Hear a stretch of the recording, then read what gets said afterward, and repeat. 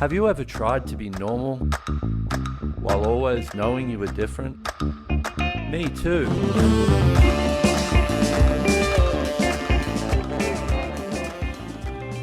Hello, you beautiful misfits. So, let's have some tools to create some more epicness in your life, some more miracles.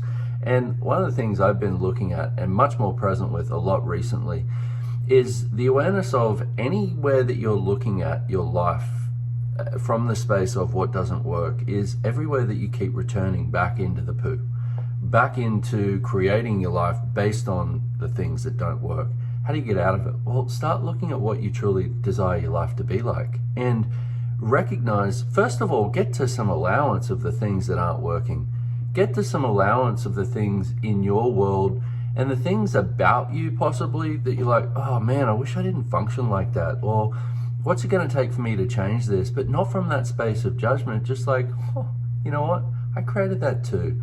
And what if you could recognize that creating a miraculous life, creating something phenomenal that is just for you, is recognize that first of all, you're the miracle that's creating it.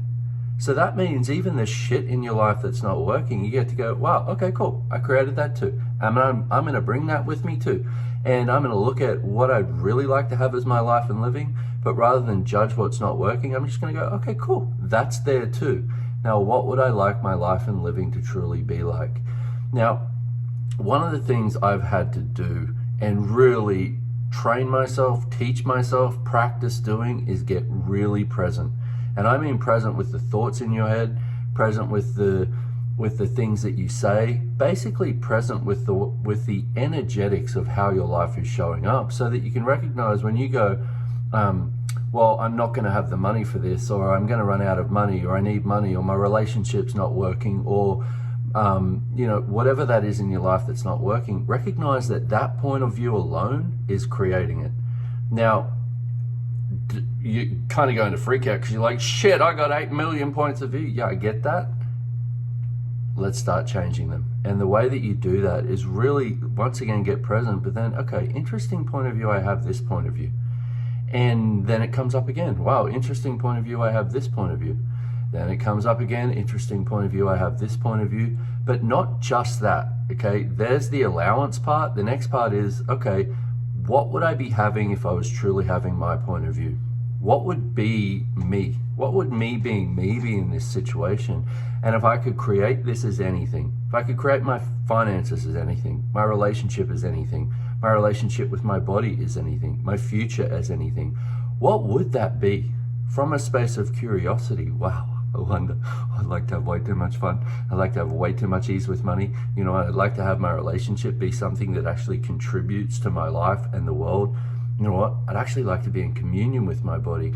Notice that sense of energy and then pull energy into that rather than pulling energy into the shit that doesn't work. So that part, just that alone, you start practicing with that stuff and your life will change. I'm telling you, I know because I'm proof. The next part is one of the things we've been talking about. You've all heard me talk about the clearing statement, hopefully from up until now. Yeah, I know what I'm talking about. And basically, if you haven't, go to theclearingstatement.com. But this is your magic wand to changing all of the energetics that you've put in place that don't allow you to be the miracle, create the miraculous life that you truly came here to create. And you know you did, don't you? You know you didn't come here to suffer. You know you came here to actually have fun and enjoy yourself and actually change the world, don't you? I'm onto you. So this part is one of the things we've been talking about recently. I think I said go to theclearingstatement.com. If I didn't, there you go. One of the things we've been talking about a lot recently is this thing called the Big Five.